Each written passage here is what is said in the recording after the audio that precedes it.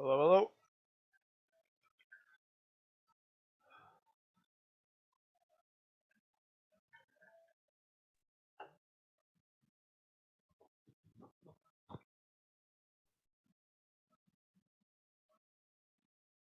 Audio, audio, audio. The music in the background's not too loud. Can you hear me? Yeah, I hear you. You hear me? I hear you, I see you. Happy Thursday. Thursday. Hope you had a good week. Short week. Weekend came quicker than it felt. Tomorrow's Friday. Yeah, I did. Mhm.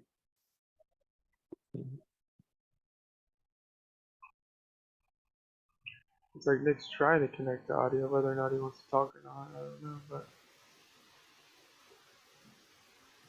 not expecting too much of a crowd tonight. It is Thursday. Was kind of last minute. But we're here. We'll get started in a couple minutes. It's actually been so for the most part. I did have a couple trades today, so I can share those. Nice. I think I was really going to trade today, but I saw a couple things that made me want to pull the triggers, so. Guys, what's going on? Gary, Nicholas, I see you in here. Jess, Jonathan. How's everyone doing? Happy Thursday. Everyone's having a nice Thursday evening.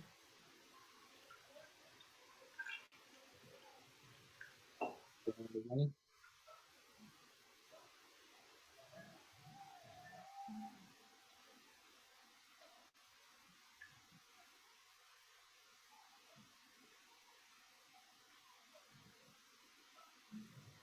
Let's see how we go.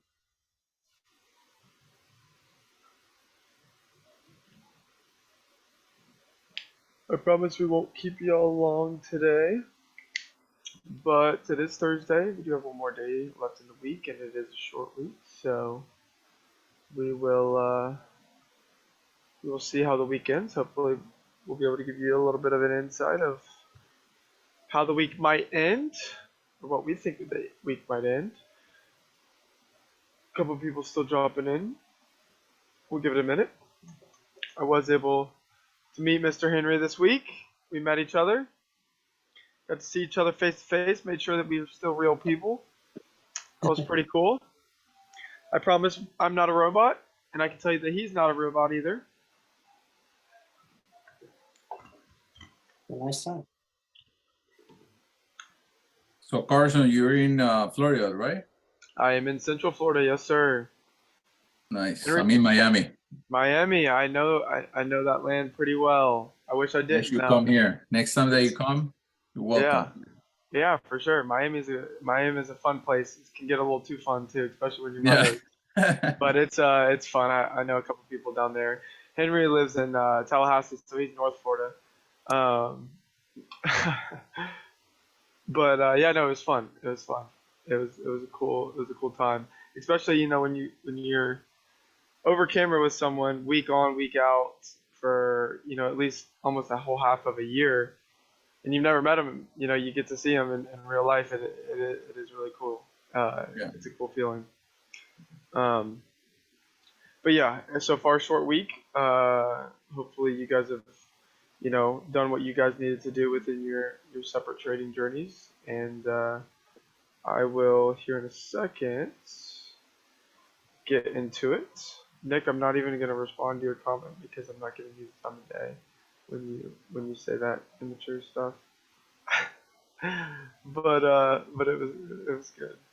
You're just jealous that I didn't make it, or actually no, it wasn't that I didn't even make it to Top Golf in Jacksonville, Nick. That was you. You kind of last minute said that you canceled, so you probably had to. Who knows what you were doing? Also, me and Nick, I tend to joke with him a little bit more than usual. He's a clown.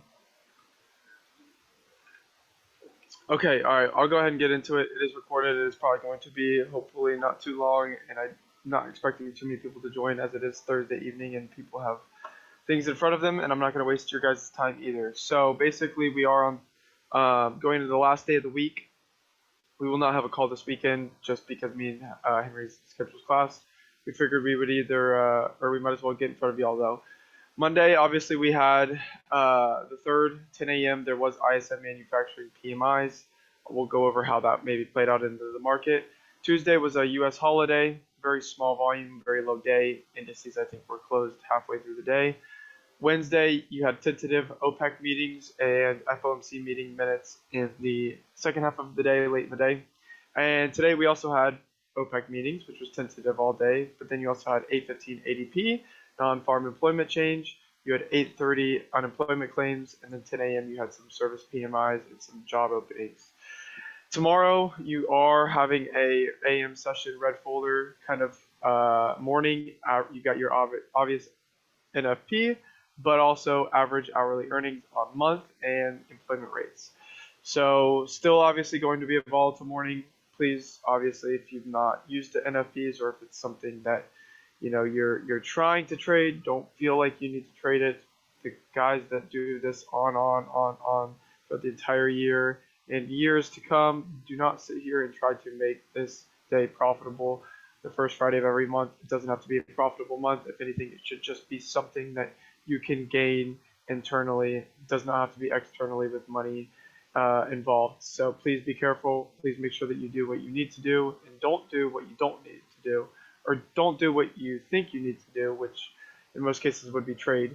So just obviously look out for that. That's all at 8:30. That's post 9:30. So that's not to say that come 9:30, 10 o'clock, if there's something that fits your model or something like that, by all means, go ahead, execute fields if you need to, if Friday is the day that you'd like to trade. Other than that, I don't think that there's really any questions there unless there is. There's nothing too crazy besides, obviously, NFP. And I'll go ahead and get into the DXY. Okay, so dollar. I know we were talking about this fair value gap was kind of our main concern last time we spoke. I know that we did not get together this weekend. Me and Henry took the weekend off. But I know prior to that, we were looking at this SIBI right here. And, it's been 2 weeks. We're almost done. Obviously, this week's not done yet. But first week, as we go through it, obviously we close below it. You can see that we did pull through it, but wicks do the damage, candles tell the story. We obviously closed way below it. So I'm still kind of leaning to the downside. Here we are again this week. And we are still obviously same thing. We took out the previous week's high.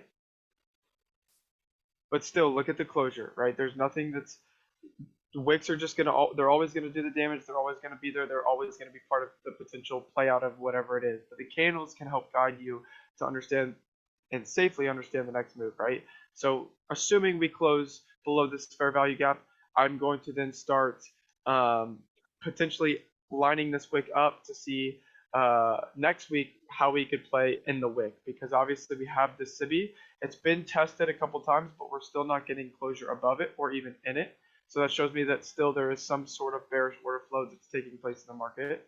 But then from there, assuming wherever this week closes, I'm going to want to take the close of that wick, go all the way to the top of it, and going into next week, really start to study where potentially a retracement could be, right? Is it going to be potentially all the way up to the consequent encroachment? Is it going to just be another clean sensitive test of the SIBI? Because if we do go lower, we are going to test it one more time and be very sensitive to it, right? Right before it really leaves those PD arrays, price is very sensitive to it. It reacts like as it should. Maybe not the first time, but the last time as it's leaving it, that last time it touches that PD array, you can tell the sensitivity. Whether it goes to the equilibrium of the candle and outstretches it a little bit, or whether it just is very sensitive to the full thing, or potentially, obviously, the 25% of the wick, which looks like it could potentially be the consequent encroachment of that, right? So then it would be this also, right? So I'd be looking at the consequent encroachment, the 50% of wherever this weekly candle closes up to the high, as well as the 25%, and as well as the consequent encroachment of this, right? Those three levels are areas where I'm thinking maybe next week if we throw a wick early in the week, whatever the case is, Monday, Tuesday, Wednesday, could we potentially go lower, right? That's still in my mindset, right? The ES has not done anything retrospect to make me want to turn bearish on ES, which would mean bullish on dollar. There's nothing there. We've had a little bit deeper retracements. We've had some retracements going lower, counter trend days here and there, but for the most part, price is finding still a reason to go higher. There hasn't been any significant structure break on my end. I'll have Henry talk about his end too. But for the most part, I'm looking for dollar to continue lower until that is proven wrong. I'm going to just continue with the same mindset, right? Even though we're very high in the market, we're at a longer term premium. There's still areas where we could go higher, right? It's the S&P 500, and you don't want to be the guy that is just playing all his cards on a potential short. When yes, the short can come, and there's sell side liquidity in certain areas, and there isn't an area for a very long term potential retracement. But why are you going to sit here and waste your time just saying that when the market isn't breaking, significant amount of structure to at least tell you that? And also, the DXY is not gleaming bullish, right? It's not gleaming bullish either, right? So you have to put those two together and understand that for the most part, the best thing that I can do as a trader, right? I'm not going to tell you what to do as a trader, but the best thing I can do as a trader is sit there and just continue doing what I've done, sticking with the same bias, even though it's not playing out to a T, or there's, this, that, or the other unfolding in the market. For the most part, I'm still able to, as long as I remain patient, don't go switch-sided on bias or anything like that, and I wait for potential areas to line up with higher time frames, lower time frames, and I can get a potential buy model out of it. From there, staying bullish on ES does me no harm, right? Even though I might not get these big crazy runs, we might consolidate for a little. For the most part, you can still get 10, 25, 30 handles out of a day. There's no reason to sit here and try to expect 50 plus handles a day. Another thing that you could look at is this being used as an order block, right? You have the low, you have the high, or excuse me, you have the low, you have the open, and then you have the consequent encroachment.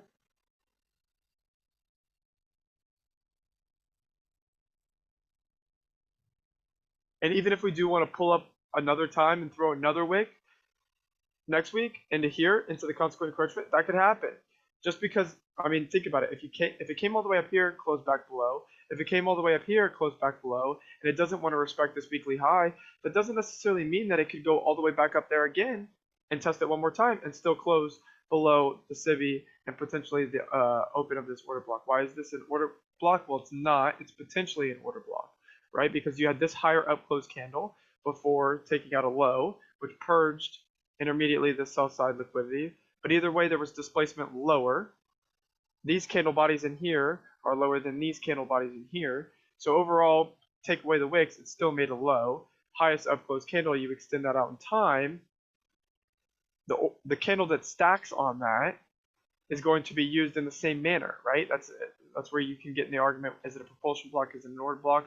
Well, technically right now, it's a propulsion block because the order block still would not be valid until some form of clear displacement. I mean, you could argue there's displacement here, and that could be considered an order block, but until like a low is even taken, right? That doesn't necessarily, signify as an order block, depending on how you see it. At least I see it. That's what, to me, a proportion block is an order block that is just maybe not quite fully there. But either way, understanding the up close candle, the threshold of it, the low, the open, and then from there, just seeing obviously where the week closes, right, and understanding where your target on liquidity is, and obviously you can have that be a target, this be a target, these be a target, right? These are all targets on sell side liquidity, right? Those are areas where when price that's what's going to guide you to understand where ES might go higher or when it might go higher. Understanding the things up here and then the things down here. Any questions on DXY before I throw it over to Henry? I did have a couple trades today on ES, so I will come back around and talk to you guys about what I saw, show you guys the executions. But other than that, if I don't have any questions, I can go ahead and throw it off to Henry. One more thing that I might want to note too, or you might want to note, is this SIBI also. You can cut through there. You could understand right in here. Identify the consequent encroachment of that too. See how the consequent encroachment might even just oddball it. But if you look at like the potential consequent encroachment of this SIBI, and then the potential consequent encroachment of this wick, it's almost identical, right? That's something to potentially look out for. Other than that, if I don't have any questions, I'm not going to try to waste too much time here. Henry, are you ready?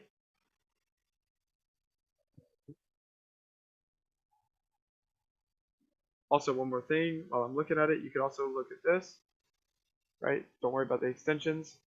You could look at it here, potentially understand where you're at equilibrium. And I threw the kill zones on there for the fib just for you guys. Not kill zones, excuse me. OTEs, right? However you want to use it, 62 or 62%, 70.5%, 79%. I don't really use those as any entry techniques or anything like that, but like to at least overlay them for you guys to see what might coincide with it, right? And in this case, it would be kind of the 62 and the threshold of this order block. And then obviously the equilibrium overlay in these two SIBIs and the relative obvious consequent encroachment. Henny, are you ready? Yeah. All right. You should be good on the... I think I cleared it.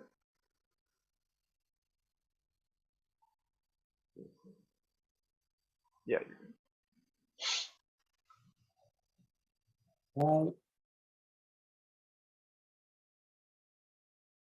Yes.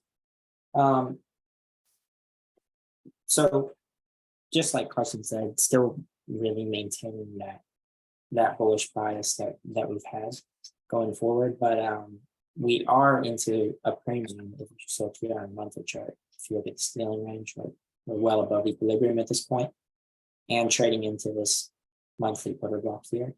So just, I believe we talked about this last week too, still being bullish on this, right? There's nothing that's told us to switch to a bearish bias yet, but it's a bit more neutral. The reason for that being that ES is now trading at a premium, and DXY is trading around the equilibrium of its range as well. If you look at the scaling range, right there, right around equilibrium. So we switch to a bit more of a neutral bias and wait for a bit more information. But as we're looking at US,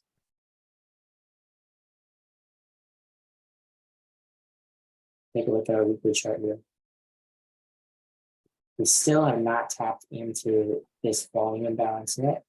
And there is this liquidity void as well, which is between the low of this candle and the high of this candle. It is partially filled here, but there is a remaining piece that has not had any trading occur. So that can be a magnet for price there. Still have not tapped up into there yet. We did get close to this volume imbalance, but not quite there. And now we're still seeing discount raise support points. And so here, looking at this downward close candle here as your bullish order block, today we traded right there into the mean threshold of it. If you take the high to the low, the midpoint is right there at 44.2175. Trade right into there in a discount of this scaling range as well. If we go down to the daily, you can take the low and go out up to the high. And we get equilibrium right here. So we trade it down into the discount, hit the mean threshold of the weekly order block, also inside a volume imbalance on the daily chart and inside this daily order block. And that's where we made the low today and then return back up into this level. I'll note too on, so just looking at the daily chart here, right, we traded into an equilibrium, clearly did not spend much time there and traded right back higher. So there's nothing to me yet that says take on a bearish bias. Right? I would need at least a shift in market structure under this low to start considering a bearish bias. And then even after that occurs, that's when I would switch to start looking at how premium arrays are, how prices respond to premium arrays. Does it trade lower or are they traded back here to continue higher? But this is just trading into a discount and then coming right after it. So at this point, it's definitely still continuing with that neutral bullish bias, right? Like more neutral because we're well in premium, but still using those discounted support zone, and we have a higher target that has not been yet. So that's the daily chart there. Here we talked about this array right here, this spacing. So we created it here, traded back lower, and we talked last week or the week before about how this was used as inversion on the way down to trade back lower than into this spacing here. If we go into an hourly chart, you can see here, created the basic here, traded back to the midpoint, to the high, back up to the low, and then use the consequent approachment here to trade lower, down into the basic down here in the daily chart. And now it's becoming that inversion fair value back. So we trade back through it here. Use the high of it here, the support price for that run higher, up to a buy side, up like this side. And then we traded back lower today. And if you look on 15-minute chart, you can see here, we traded the buy side. Here we traded sell side.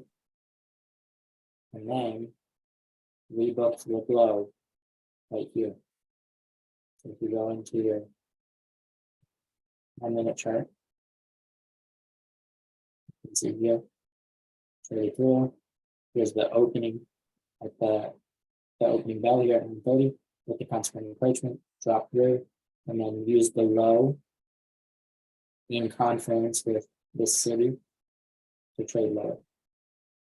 And then here's your silver bullet as well here at something down into the volume balance. Then we trade it into a discount.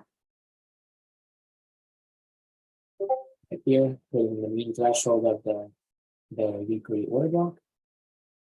And coming right into the 4-hour rejection block. So if we look at this swing right here, the lowest body in this swing, that's what we mark as the rejection block. And we tap right there into it in confluence with the volume imbalance and the threshold in a discount of the scaling range. And that's where we make the lower again. And then trade back up into here. Still using these levels, right? The low and the high and the mean threshold. Just because we've traded through this a few times doesn't make it irrelevant. If you go back into that 1-minute chart,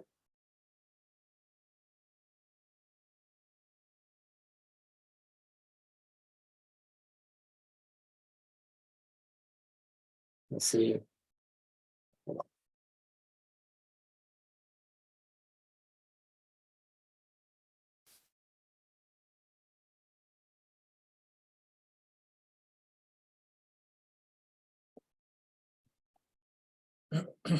So, let's see this dynamic.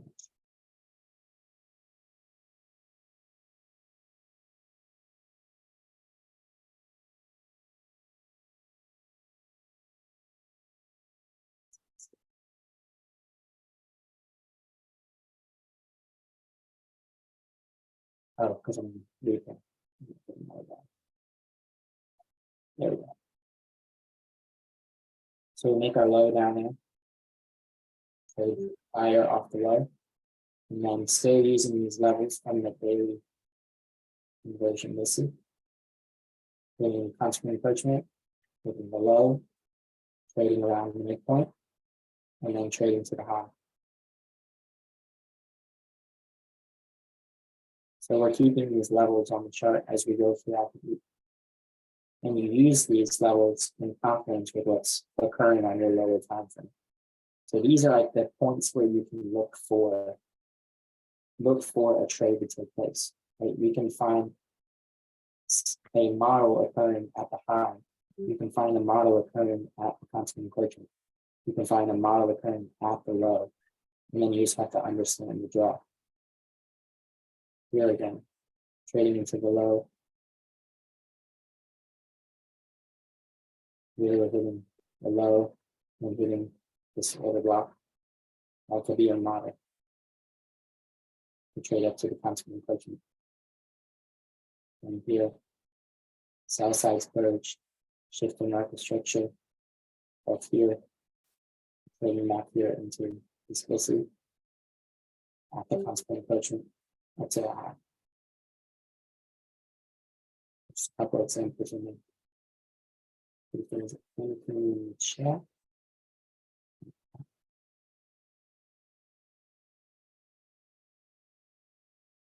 So staying bullish on this for now. As we trade into the end of the week, we could potentially see a bit of a just consolidation or a retracement up into the range, since it's been mostly a bearish week. And it's expanded furthest to the downside, so we could potentially see a retracement into the range. We'll do some consolidation in this area around equilibrium. But still looking for this to trade.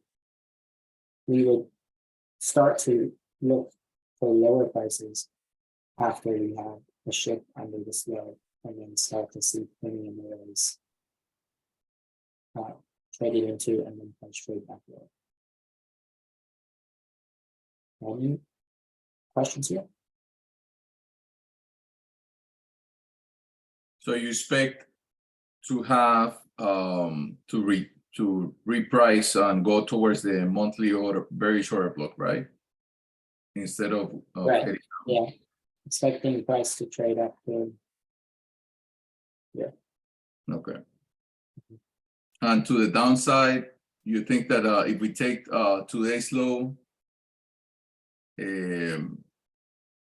is that If we take today's low, this is just in a discount. So I would just be looking for what's occurring when we trade down here. Are we using, we're still using the volume balance, we're using these series of down close candles as an order block. So paying attention to the opening price and the midpoint of this as well. Here. Still utilizing this as well. This can be traded back into, which is also the same as your weekly. Listen. If price trades below this low, then you can start looking to see If price were to trade below that low, I would be looking for something like this. I'm gonna just annotate. Yeah. you can potentially see something like this. Yeah, because then you have a breaker at your high, your low, your higher high. And you can look at that as your breaker. And what would be really nice is if inside that there was some form of BIS or SIBI in there too. Then yeah, I would get a little googly eye. and the breaker, which one will be? The breaker will be that lowest down closed candle. Oh, okay. This lower down closed candle. And the threshold of it would really be that, but you would use you'd want to use the wick too.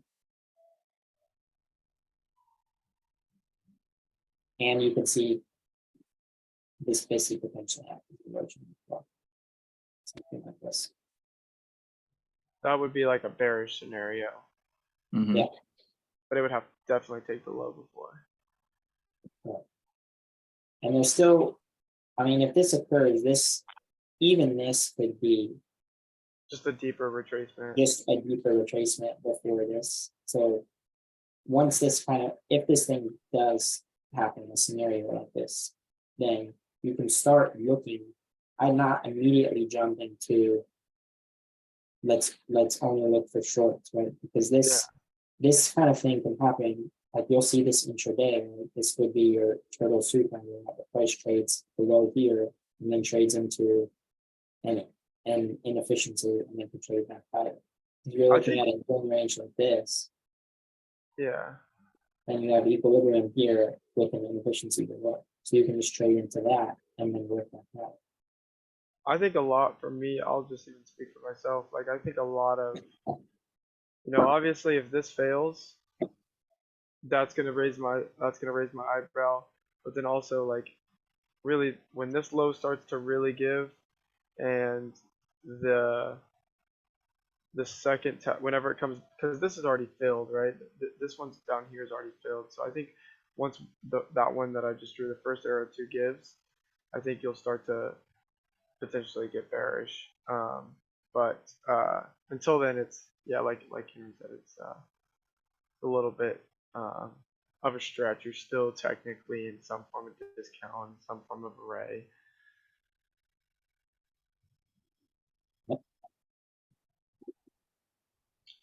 Another question. Yeah. Otherwise, question you can go into your trades.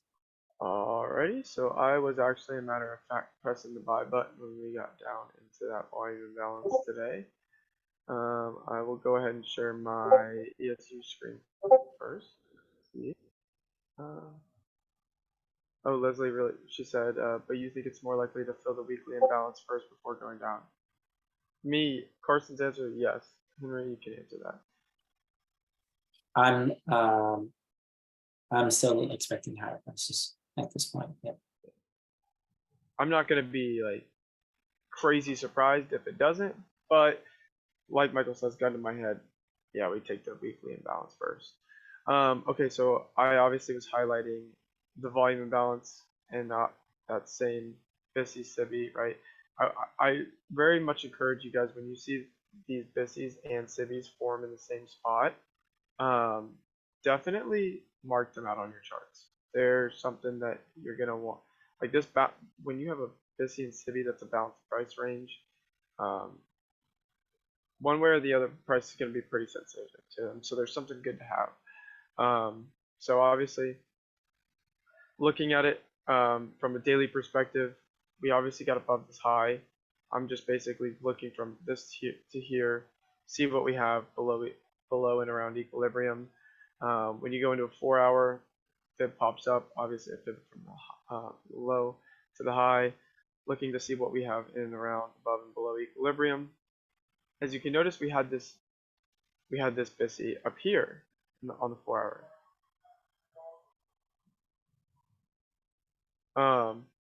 We have a BISI right here, but notice how it's not below discount, right?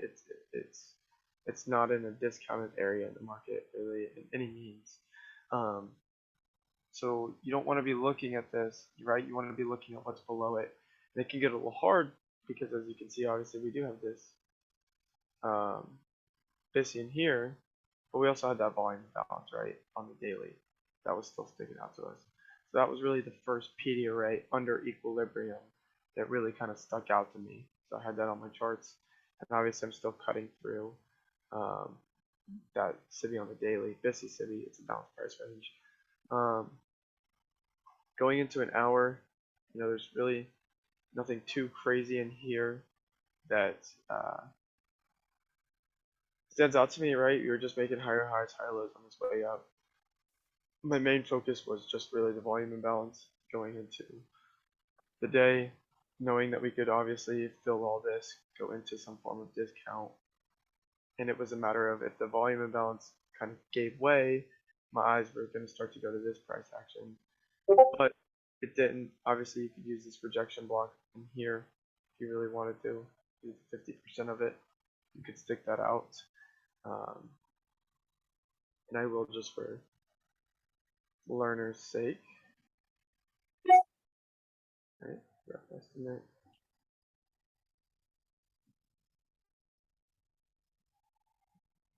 Take that off. Alright, so going into here, going into about like 1 minute. I'll go into 5 minutes. 5 minute, as you can see, all morning going down. What do we have above us? Alright, double top, relative equal highs, relative equal highs. Doesn't have to get to these highs yet, but something to at least feed your belief that it could potentially draw up there.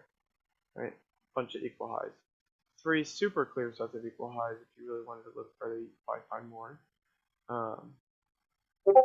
But for the most part, you know, we pulled down into discount. Not until about 10 o'clock is when we hit it.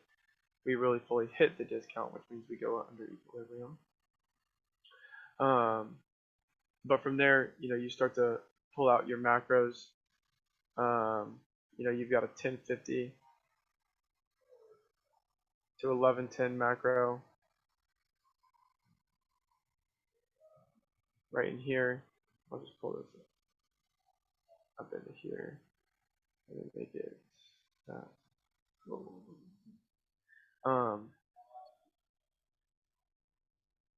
So going into here, experience just on weeks like this where you have a short week and you've been going lower and you're in a higher time frame bullish market and it's Thursday and you've been coming down you've been just one directional all morning. Odds are the lunch hour is going to just retrace back up into it.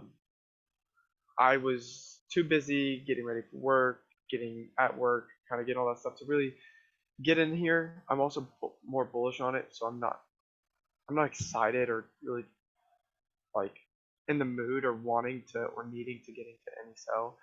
So as I was kind of getting to work, I was kind of watching this stuff, but just letting it go down, right? I was just letting it kind of make its way, do whatever it needed to do. It wasn't until we got below this equilibrium in here where I started, you know, having my eyes, right? I set an alarm for the equilibrium. Once I get that alarm, then I start watching it, watch it go into here. And then as we go into here, I have the idea that potentially during the lunchtime, which is either 11 or 12 o'clock and then 1 o'clock, we could retrace back up into this range, right? Might not fill the whole range, but for the most part, where could it potentially retrace?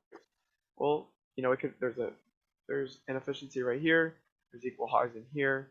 You obviously have that BISI slash SIBI slash balanced price range, whatever you want to call it, in here, which had inefficiencies in here.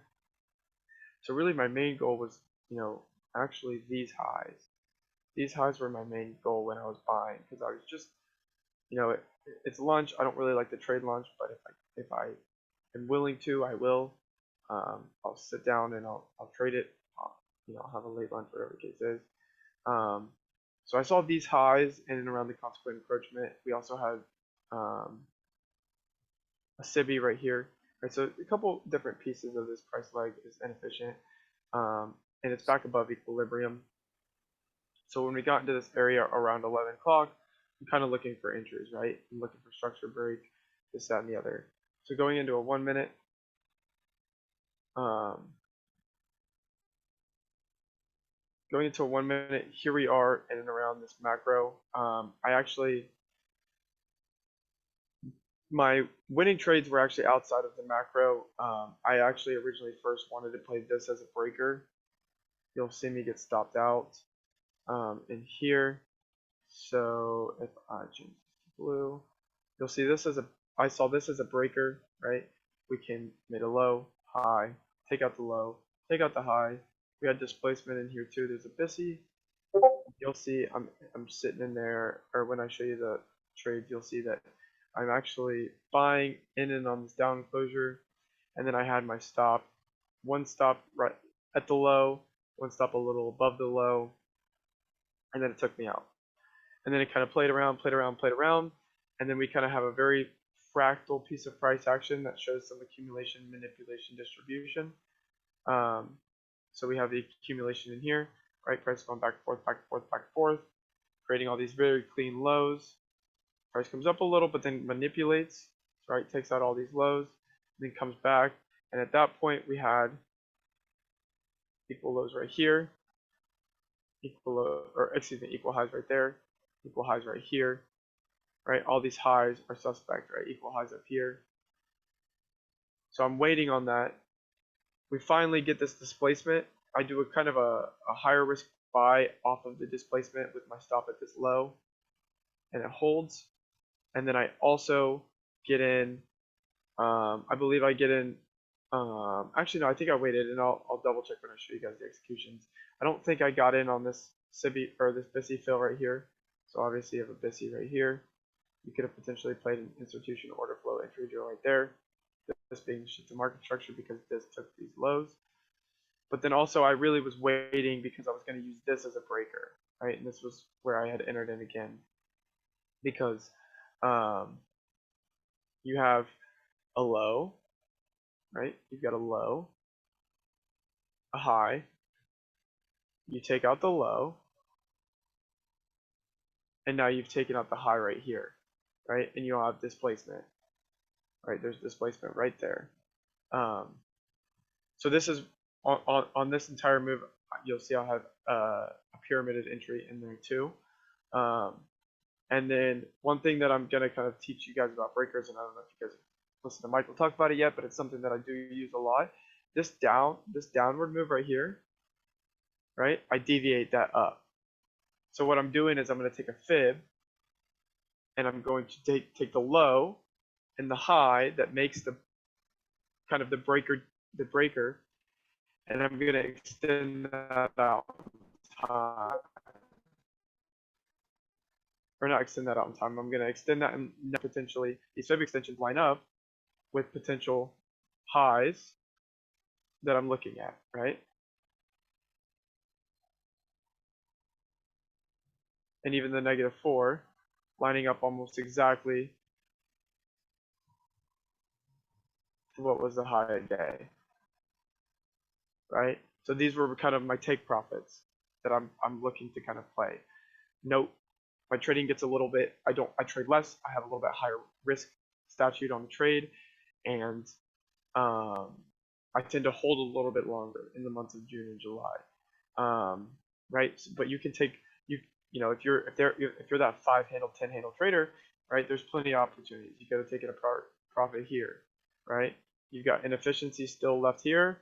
Could have taken it at the 1.5, right? You got a double top.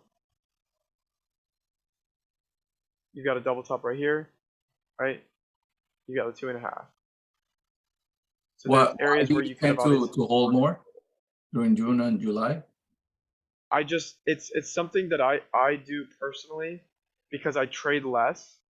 So I'm trading less. I'm cutting down the amount of trades that I'm taking. Trade ideas, I say. You know, when you look at my executions, I'll have multiple entries, but the days that I trade, the sessions that I trade, I'm cutting back, and I'm trying to really just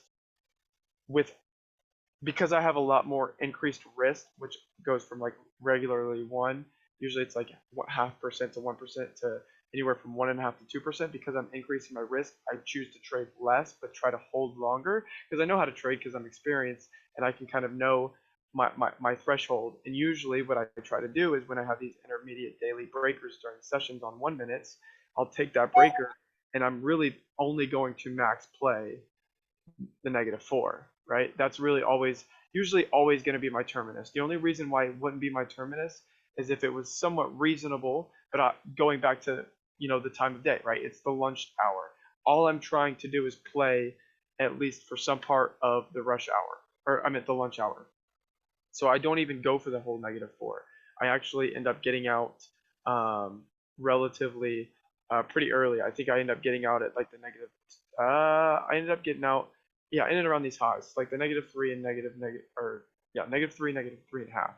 I didn't hold for the full terminus, just because I was satisfied. Like that's once I get over 2.5, I start to trim my stop a lot tighter, this, that, and the other. And also, it was kind of a stretch, being the week that it already was. You've got NFP tomorrow, right? it was kind of a stretch for me to try to assume that we were going to take all of this clear liquidity that could be taken on something like NFP, right? All I was simply trying to do was try to catch a retracement back into the morning range, right? I wasn't trying to catch the move lower. I wasn't trying to even catch the full move higher. All I wanted to do was try to get an entry to kind of ride back into the equilibrium of all of this downward movement that we saw just starting even this morning. So with that, I'm not going, because I have increased size and I have experience. I don't need to always take profit at -1, right? I'll go break even and I can trail my stop a little bit, right? I'm trailing my stop at certain lows throughout this point, right? I trailed my stop there low once. I trailed my stop there. I eventually ended up actually trailing my stop at these lows, right? I'm trailing my stop, but I'm holding longer, and that's just something that I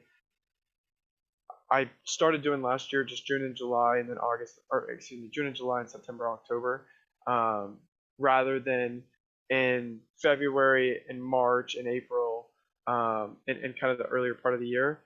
I'm quick to take 5 to 10 handles, right? It's not the type of market conditions that I'm super good at, or that I'm good at holding, or whatever the case is.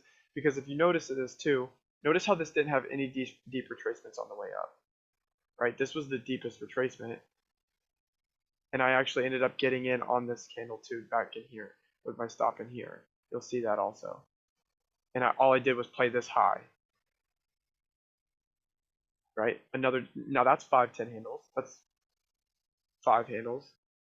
But for the most part, it was also because we were now into the PM session, and I just needed that three and a half, the 3 hit, but the 3.5.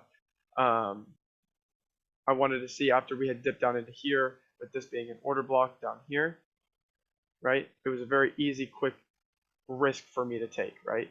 This down close candle hits on this down close candle right here.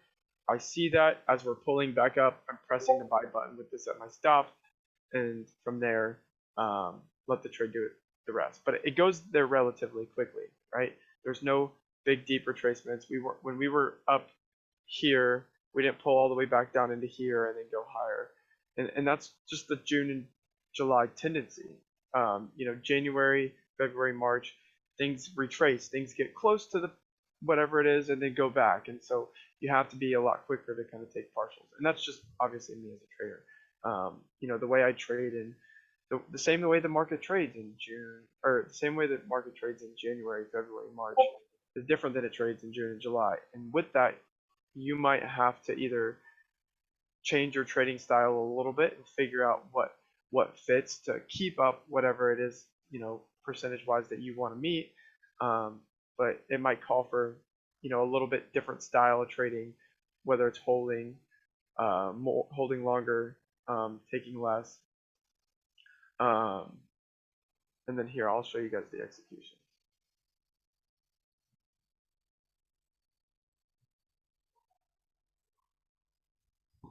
I wonder if I can go for it. Oh. Okay. Can I draw on this? Yeah. So, oh wait, no. This is.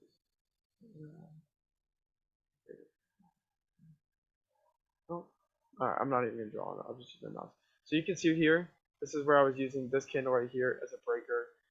Down closure just came right through, took me out. Stop was at the low, right? Perfectly fine. Losses are part of the game. Then I started getting in a little bit too anxiously, but I had a very tight stop, and that's okay, right? That was this accumulation phase. That was me thinking that this low was just going to be taken via wick and go higher. Couple entries in there, very short stop loss, right? This is a 1 minute. Look how close the stop loss is. Stop loss takes it, comes back up. That's when I can kind of fully visualize the accumulation, manipulation, distribution. Now price came over with spreads because this is an MT5 server. Spreads nicked me out a little bit. I could have obviously had my stop a little bit lower below the low.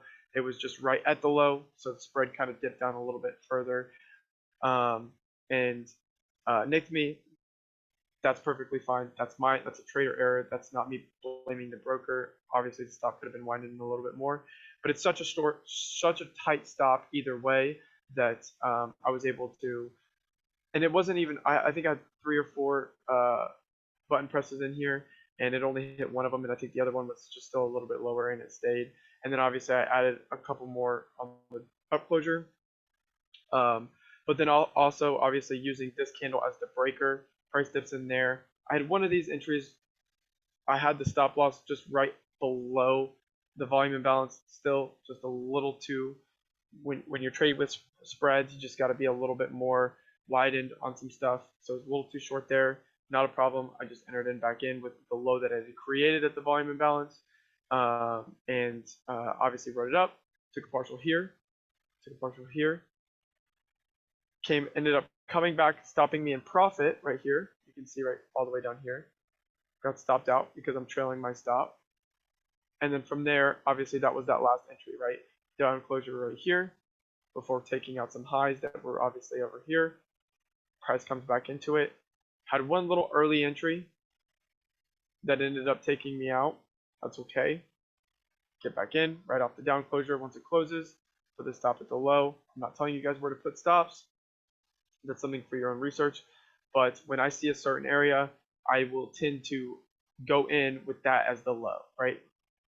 And I might go in once, twice, 3 times, maybe after getting a stop loss. Really no more than 3 times, but my stop is so tight that I'm factoring in that 3 times would equal 0.5% or whatever the case is. And then obviously, right, just played it to the high. Just played it all to the high. Didn't try to take any more, right? Just because even though I'm pyramiding very late in the trade, I'm just taking it to the high. I'm not trying to get any more, whatever the case is. And that was just because we still had a little bit more fib extensions and some highs that were still open. Any questions there? All good?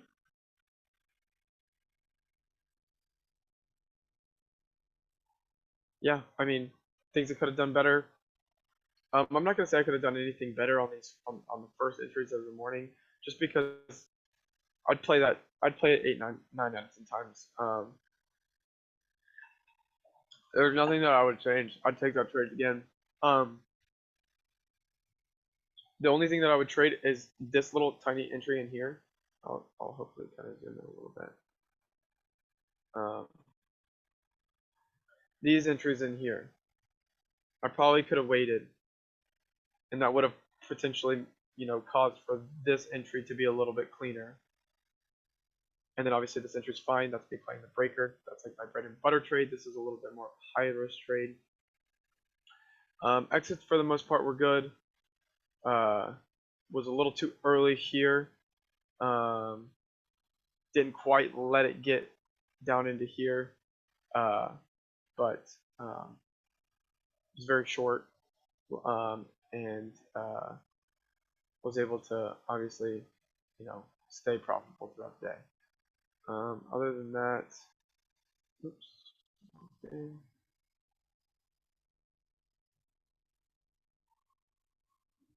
Great trade. It's crazy how I can see these entries after the fact. Yeah, I mean that's just part of it, right? That's something that's good though. You can see the trades after the fact, and that's great, right? That's where you start. That's where you learn. I remember when I was getting into this. I mean, it was like this whole thing of like I couldn't see it right when it would happen, but I could see it after the fact, and I think that's just a time thing. It's just you might have seen, you might see 65 entries after the fact, but it's not until the 141st entry that you see after the fact that you then start to see it happen, right? You need to continue to see more after the fact, and pair that and parlay that with just watching price live, right? Your brain hasn't cognitively fully connected it to your recognition live, and all that takes is studying price after the fact, but then putting that on top of, and even more importantly, studying it when it happens, right? Studying it when it happens. and knowing that you might not see it until after the fact, but you need to study when the chart's ticking.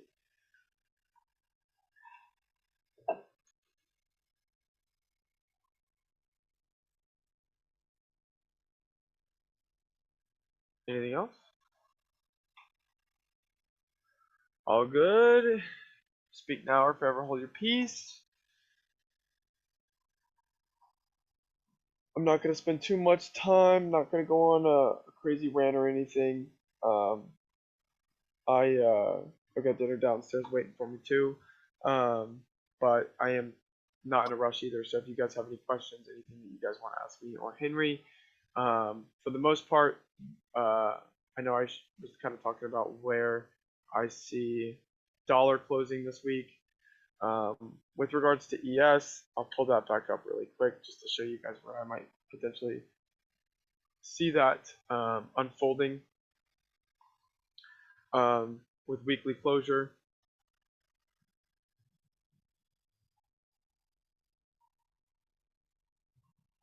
With regards to weekly closure, I'm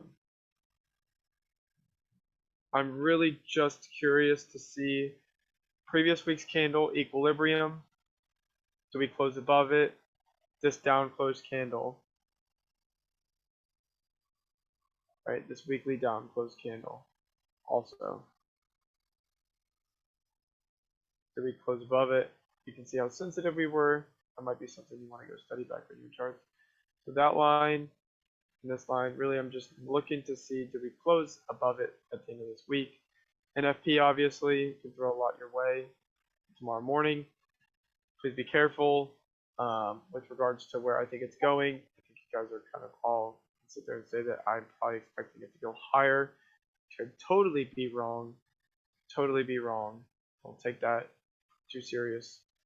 It is NFP. Anything can happen, right? Mike, even if you were sitting here with Michael, he would probably tell you the same thing, whether he was bullish or bearish. He's just going to sit there and tell you that anything can happen, right? You still do have a little bit more free value in here that you could potentially fill if price wants to come take out this low and these lows.